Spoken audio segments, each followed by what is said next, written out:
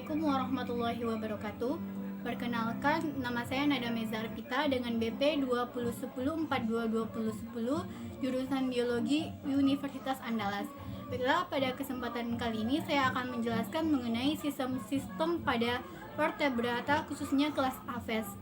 Pada praktikum kali ini, spesies yang saya gunakan adalah Gallus domesticus.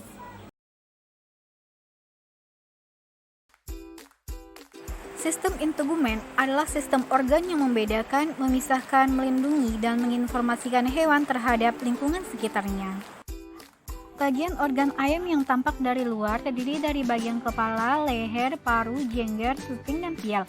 Sementara tubuh bagian depan terdapat dada dan sayap. Di bagian belakang terdapat punggung, perut, ekor, paha, betis, dan cakar.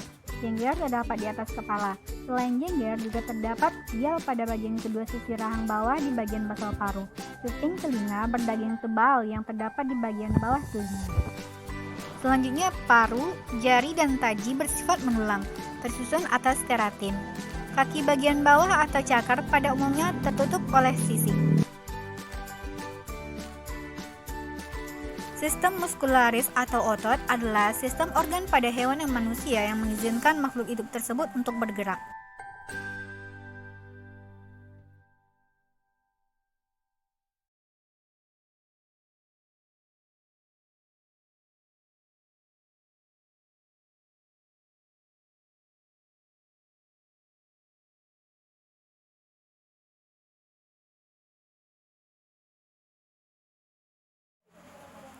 Sistem pernapasan atau sistem respirasi adalah sistem biologis yang terdiri dari organ dan struktur-struktur lain yang digunakan untuk pertukaran gas pada hewan dan tumbuhan.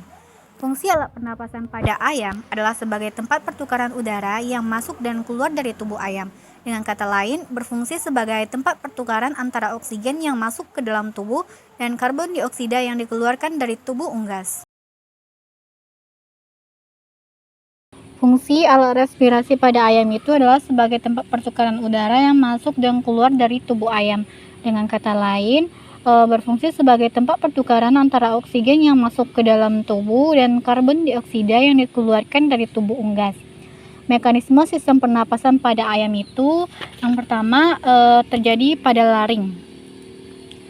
Fungsi laring itu sebagai pelindung pita suara, kemudian lanjut ke trakea, menyalurkan udara dari laring ke bronkus, dan kemudian dari bronkus menyalurkan udara dari trakea ke paru-paru.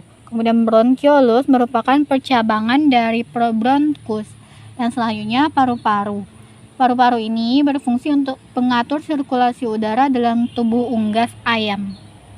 Ini dia paru-paru pada ayam.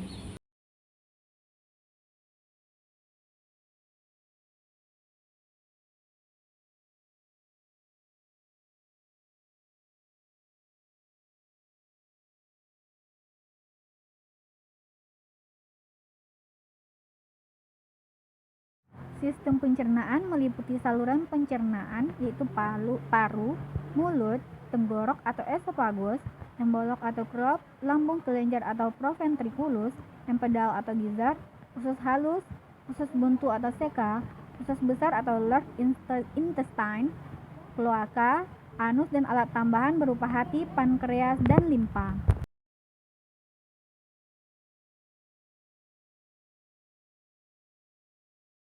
Selanjutnya adalah urutan dan fungsi organ sistem pencernaan pada ayam, dimulai dari paru atau mulut, di mana paru ini adalah tempat pertama kali pakan memasuki sistem pencernaan. Ayam tidak memiliki gigi sehingga pakan pertama kali masuk dalam pencernaan dengan dipatuk melalui paru dan langsung ditelan tanpa dikunyah terlebih dahulu. Kemudian lidah pada ayam ini berbentuk runcing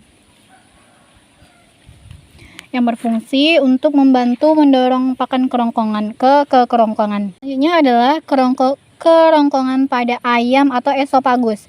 Kerongkongan ini adalah saluran yang membawa makanan dari mulut ke tembolok. Selanjutnya adalah tembolok atau crop. Tembolok ini adalah tempat penyimpanan pakan sementara dan tempat pelunakan makanan dengan adanya penambahan air di dalam organ pencernaan ini.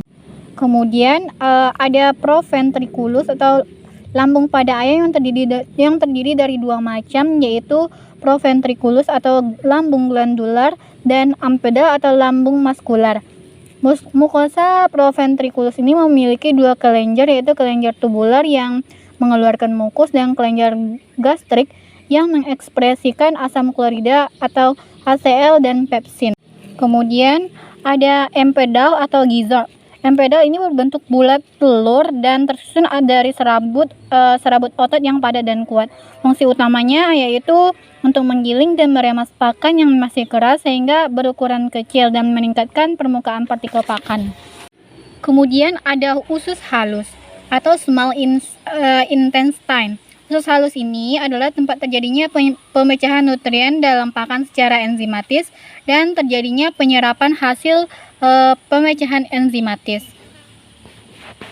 Lalu ada usus buntu atau sekum, di mana usus buntu atau sekum ini atau seka terdapat di bagian bawah dan rektum terdapat di dua bentukan yang bercabang di usus yang buntu sehingga disebut usus buntu.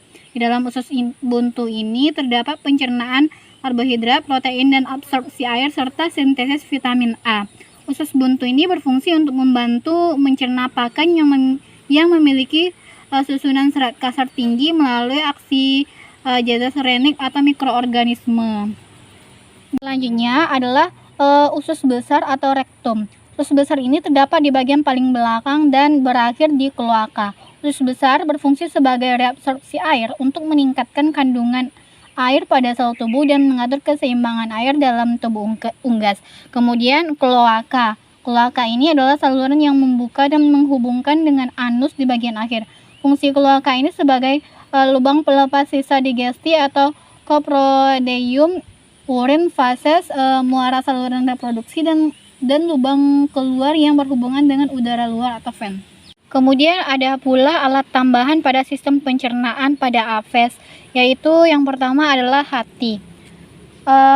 Hati ini terletak di antara gizzard dan empedu yang berwarna kemerah-merahan dan terdiri dari dua lobus, yaitu lobus dexter dan sinister. Hati mengeluarkan cairan yang berwarna hijau kekuningan yang berperan dalam mengemulsikan lemak. Cairan tersebut tersimpan di dalam sebuah kantung yang disebut dengan kantung empedu yang terletak di lobus sebelah kanan pada hati. Ini dia kantung empedunya. Kemudian ada pankreas. Pankreas ini terletak pada lipatan duodenum. Ini dia. Pankreas mensekresikan cairan pankreas ini ke duodenum melalui ductus pankreaticus dan menghasilkan cairan yang mendigesti karbohidrat, lemak, serta protein.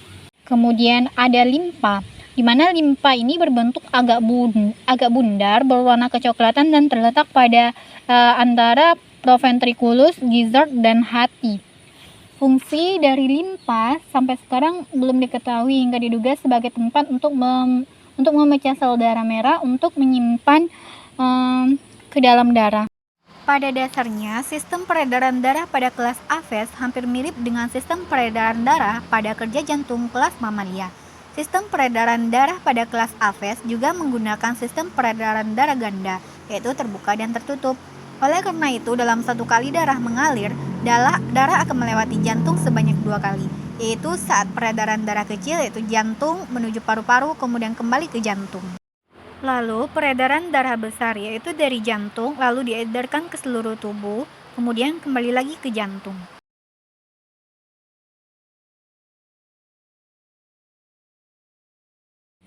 Selanjutnya adalah sistem reproduksi. Karena jenis ayam yang saya bedah ini merupakan ayam jantan, maka alat reproduksinya berupa yaitu testis. Pada testis kemudian lanjut ke vas deferens dan nanti vas deferens ini. Sistem saraf dibagi menjadi 2 bagian, yaitu saraf somatik dan otonomik. Bagian somatik atau cerebrospinalis dari saraf pusat bertanggung jawab bagi gerakan-gerakan volunter tubuh. Sementara saraf otonomik bertanggung jawab bagi involuntar dari organ-organ seperti usus, pembuluh darah, dan kelenjar-kelenjar. Unggas memiliki cerebral cortex atau neokortex yang berkembang lebih baik dibandingkan hewan-hewan dengan intelijensia lebih tinggi.